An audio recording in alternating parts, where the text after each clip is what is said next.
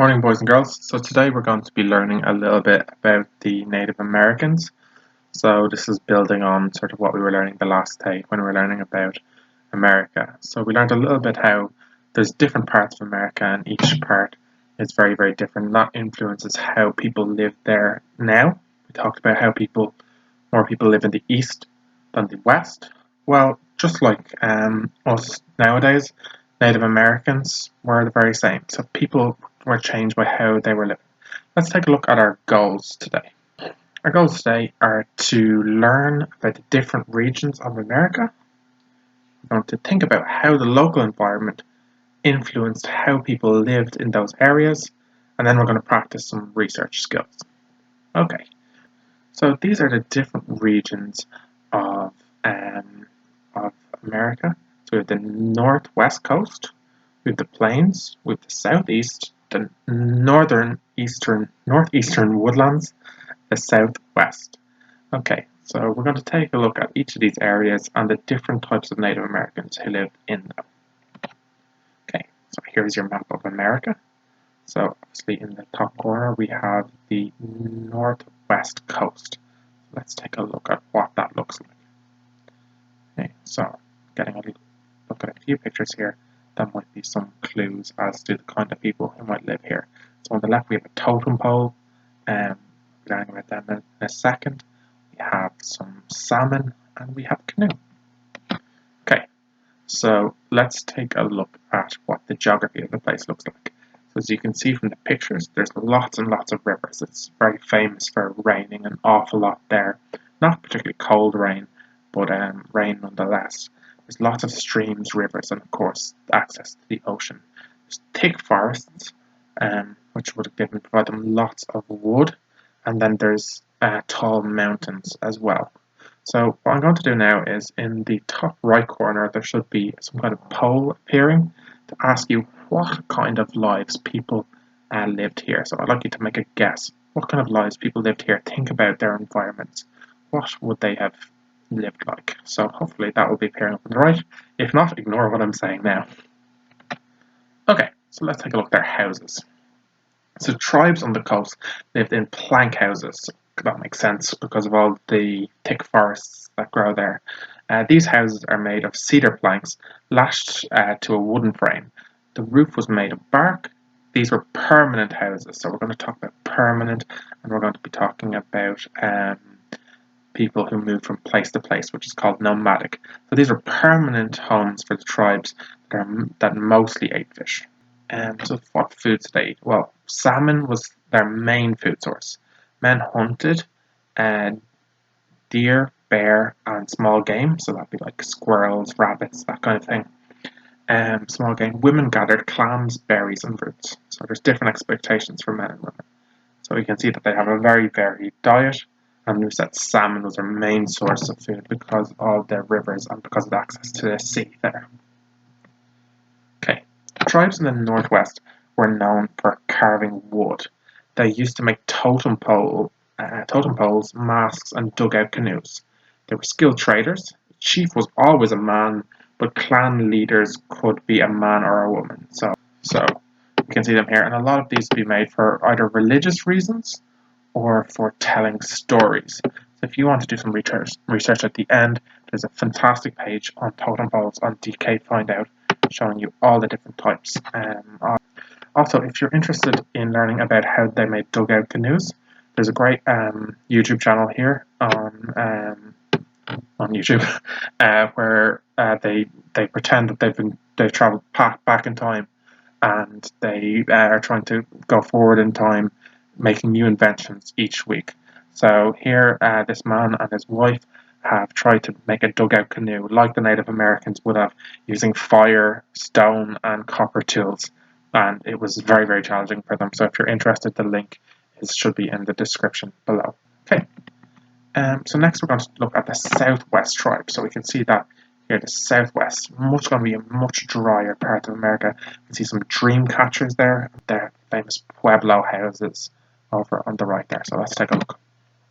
So the geography. So it's much more desert, mountains, cactus.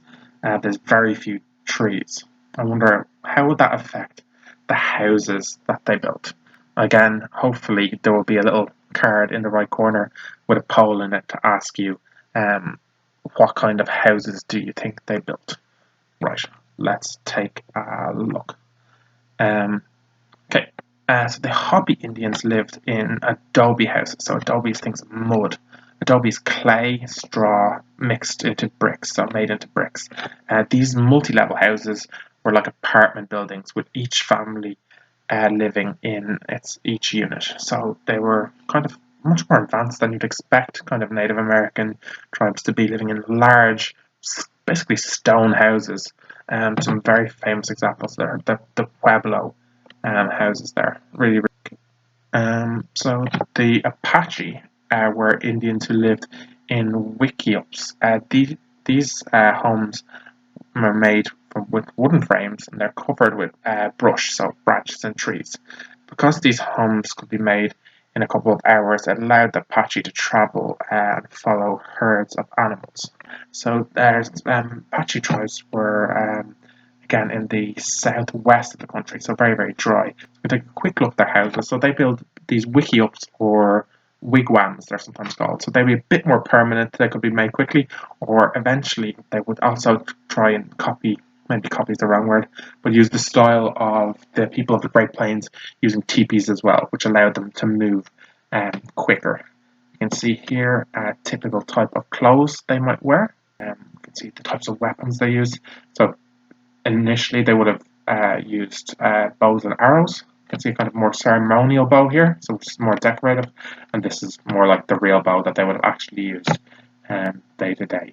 We can see when horses were introduced, it really changed their lives. So you have to remember, before Europeans came, there was absolutely no horses in America.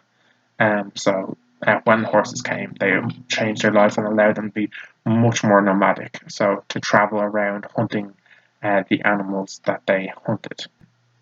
There's a kind of, that would be like their village, so lots of spread out. Or maybe they're practicing social distancing or something.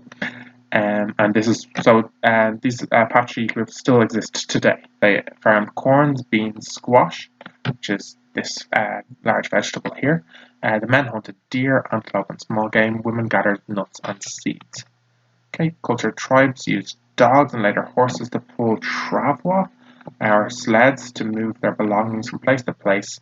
Kachina dolls were made in honor of the Kachinians, or spirits. The Navajo were talented rug weavers and sand painters. Okay, the Plains Indians, probably some of the best known Indians here would be the Sioux or the Dakota. And we can see what they look like there. Some of their I suppose what they made, and then bison, or what we might call buffalo-tailed bison, are extremely important in their culture. So let's take a look. So these lived in the Great Plains, so the flat central part of America. So it's mostly flat grass grew with few trees. I wonder how is that going to affect what they built their houses out of.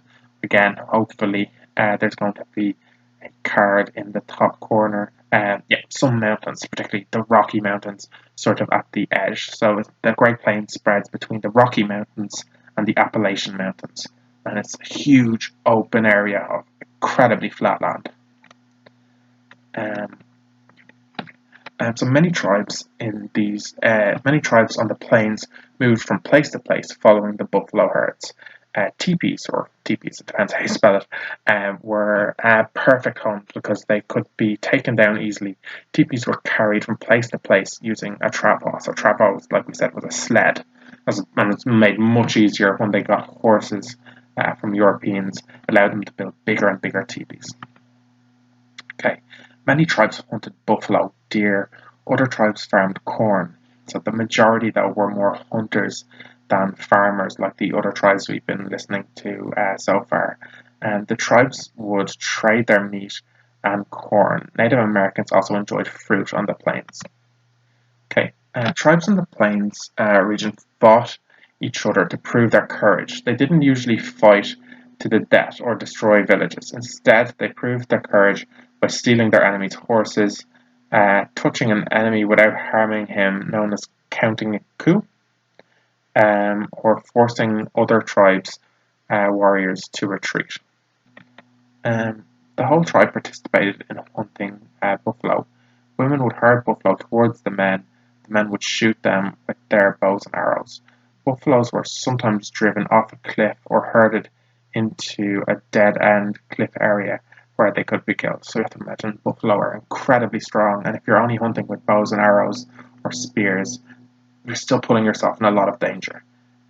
Each part of the buffalo was used. The meat was dried or pounded into pemmican, so it's a mixture of meat, animal fat, and sometimes berries. Sounds a bit like kind of pudding or jerky.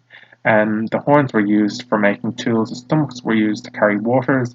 The skin was used for their clothing and TV coverings. Let's take a look at the different ways they use the buffalo. So they use every single part of the buffalo. So their hide for their TV covers. You can see the tail were whips, and their fat was mixed in powdered meat to make that kind of pemmican. So it sounds like a pudding. Their teeth were used as necklaces. You can go through it there yourself, but you can see they use every single part of the buffalo. You can see there more examples. Their muscles were used as jerky and sinew. Sinew would be like for kind of rope or thread. Things changed though, so you can see that each buffalo was made count when they hunted it.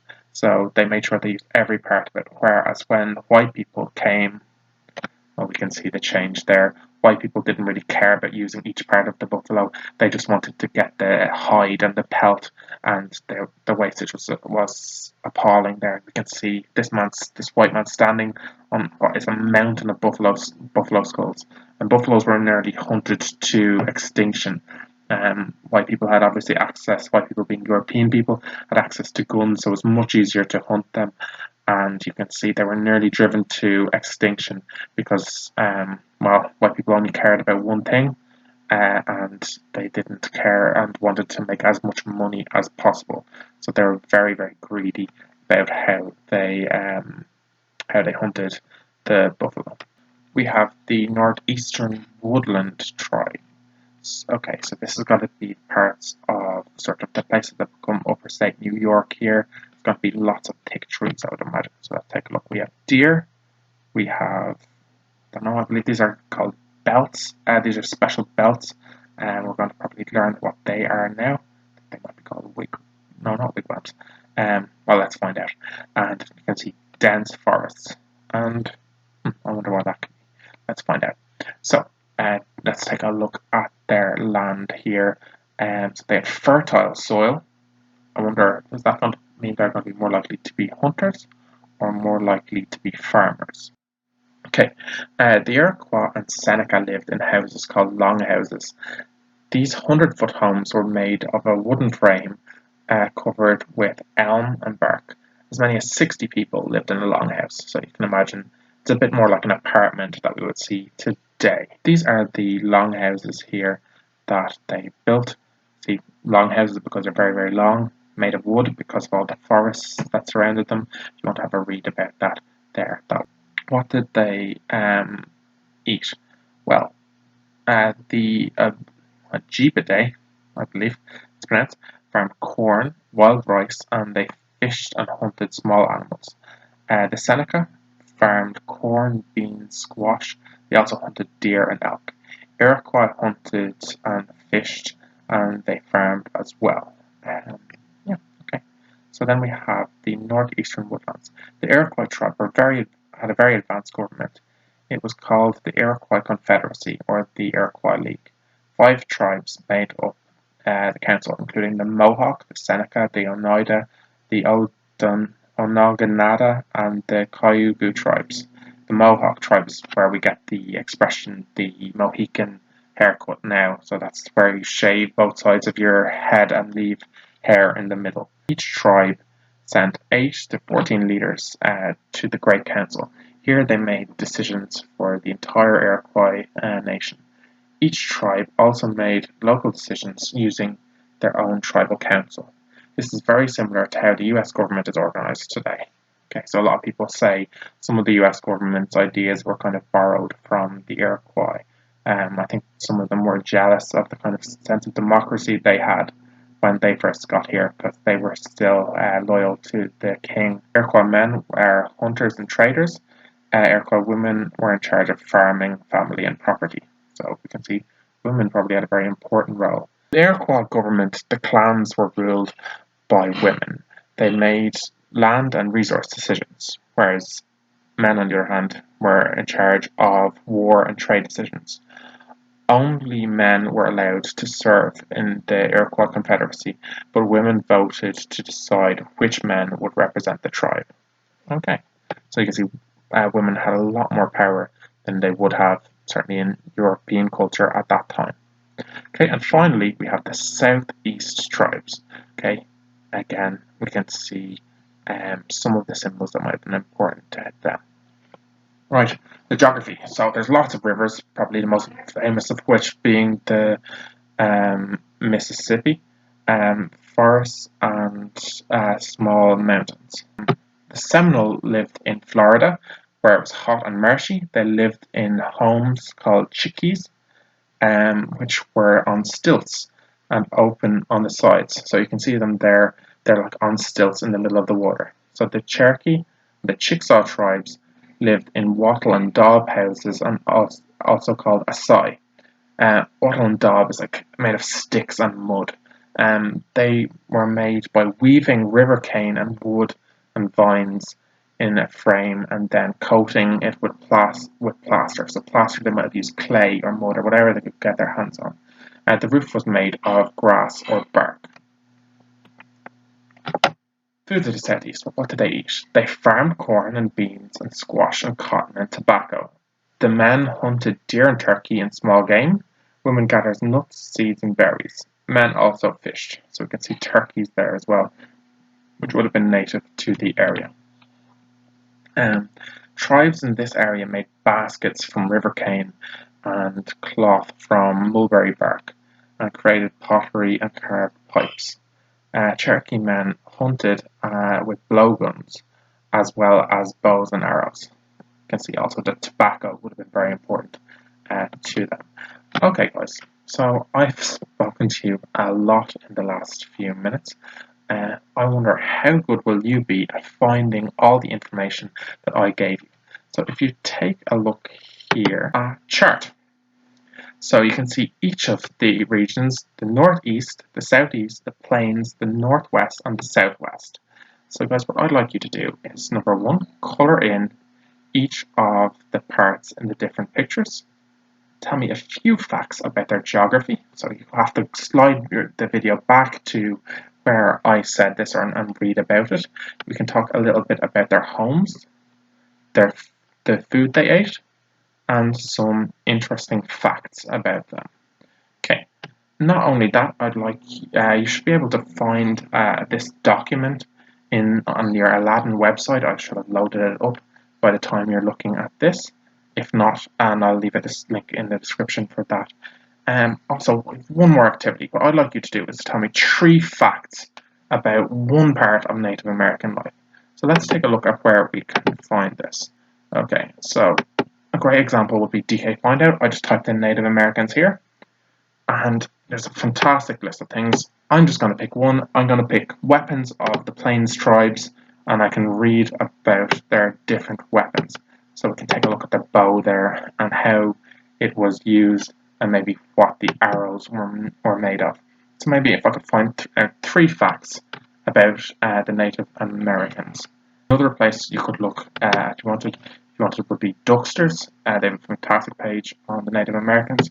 If you're interested in, say, for example, I hear Bart Simpson almost shouts Geronimo before he does something brave. If you want to learn something about Geronimo, you could click that and find a bit about his life. Or if you're interested in what life as a child was like in the different tribes, by all means, you can check there. So I'd love if you could write down 3 facts about the Native Americans. Right, guys, this has been a long one. Hopefully you enjoyed it. Looking forward to hearing back from you, your responses in the polls.